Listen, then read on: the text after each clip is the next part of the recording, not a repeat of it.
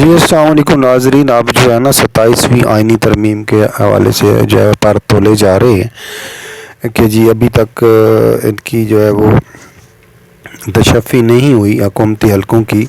کہ جو 26ویں آئینی ترمیم کی گئی ہے بقول ان کے کہ جی اس کے اندر چونکہ کنسنسس پیدا کرنے کی وجہ سے تمام شرائط وہ نہیں رکھی جا سکیں جو کہ حکومت کی پسندیدہ تھیں یا حکومتی اتحاد کی پسندیدہ تھیں، اسی لیے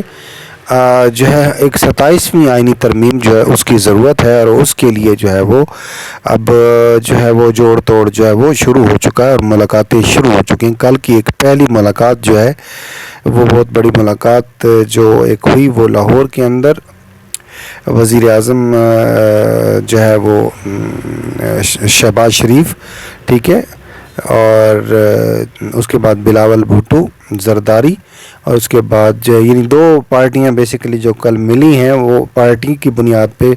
پارٹیز کے حوالے سے اگر ہم دیکھیں تو دو پارٹیاں کل ملی ہیں آپس میں، جس میں نون لیگ اور پیپلز پارٹی ہے۔ اس کے علاوہ کل جو ہے وہ JUI کی نمائندگی نہیں تھی اس کے اندر فی الحال، تو بہرحال یہ ہے کہ مولانا فضل الرحمان کے ساتھ بھی وہ رابطے میں ہیں، مولانا فضل الرحمان صاحب کے ساتھ بھی، مولانا فضل الرحمان صاحب جو ہے وہ جس طریقے سے انہوں نے ایک کردار ادا کیا پچھلی 26ویں آئینی ترمیم کے حوالے سے،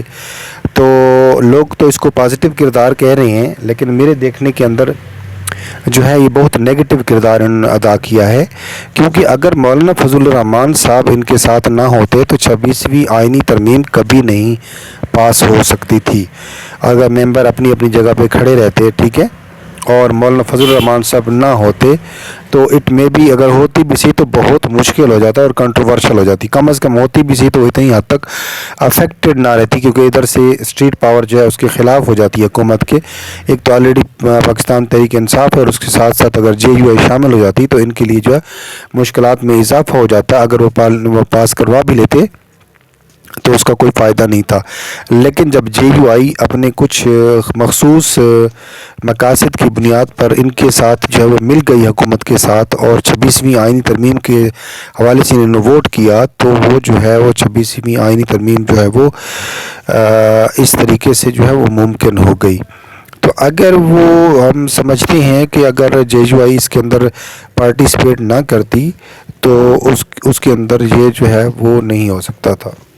تو یہ ہمارا پوائنٹ آف ویو ہے، یہ ہمارا موقف ہے، یہ ہمارا اپنا تجزیہ ہے کہ مولانا صاحب ٹھیک ہے اس وقت جو ہے انہوں نے بڑا کوشش کی کہ جی حالات کو جو ہے وہ برابر کرنے کی اور لوگوں کے درمیان کنسنسس پیدا کرنے کی اور ایک پازیٹیو رول پلے کرنے کی، لیکن بہرحال ہر کسی کے اپنے سیاسی مفادات ہوتے ہیں اس کے اندر، اور مولانا صاحب کی بھی سیاسی مفادات اس کے اندر بہت گہری حد تک جو ہے وہ تھے، اور وہ کبھی بھی پیپلز پارٹی اور نون لیگ سے علیحدہ نہیں رہ سکتے ہیں۔ یہ بھی میں آپ کو بتا دوں کہ جب کبھی بھی اس کو فیصلہ کرنا پڑا مولانا صاحب کو کہ وہ کس کے ساتھ کھڑا ہوگا، پیپلز پارٹی کے ساتھ، نون لیگ کے ساتھ یا پاکستان تحریک انصاف کے ساتھ، تو اس کی پہلی پریارٹی جو ہے وہ نون لیگ ہوگی،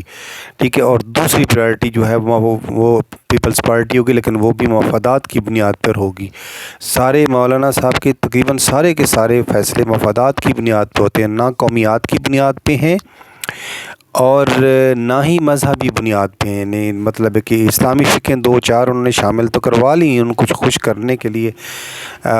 جو ہے وہ مولانا صاحب کو خوش کرنے کے لیے دو چار اسلامی شکیں جو ہے وہ شامل کرا لیں، جبکہ آئین پورا کا پورا جو ہے وہ چونکہ قرارداد مقاصد کے اندر لکھا ہوا ہے کہ کوئی قانون ایسا نہیں بنے گا جو اسلامی قوانین کے مخالف ہو۔ تو پھر اگر آپ دیکھیں تو نہ عدلیہ کے اندر اسلامی قوانین لاگو ہیں، نہ جو ہے وہ انتظامیہ کے اندر ہیں، نہ بینکنگ کے اندر ہیں، کسی بھی سیکٹر کے اندر جو ہے وہ اسلامی قوانین کا نہ نفاذ ہے، نہ اس کے اوپر قانون سازی ہے، نہ کبھی کسی نے اس کے اوپر آواز اٹھائی ہے۔ تو یہ صورتحال ہے۔ تازہ ترین 27ویں آئینی ترمیم کے حوالے سے میں نے آپ سے بات کرنی تھی، تو وہ میں نے آپ سے جو ہے آپ کو اپنا پوائنٹ آف ویو دے دیا ہے، تو باقی فیصلہ کرنا آپ کی اپنی جو ہے وہ ثوابدید ہے، آپ اس کو دیکھ لیں اور پھر یہ دیکھیں کہ اگر ہماری ویڈیو آپ کو اچھی لگی ہے، کوئی رائے ہے آپ کی، تو آپ کمنٹس میں ضرور بیان کریں تاکہ جو ہم اس کو بہتر سے بہتر کر سکیں۔ اگر آپ کو اچھا لگے تو آپ لائک کریں اور چینل کو سبسکرائب کریں، اور ویڈیو کوشش کیا کریں کہ اگر پوری دیکھ لیں گے تو پھر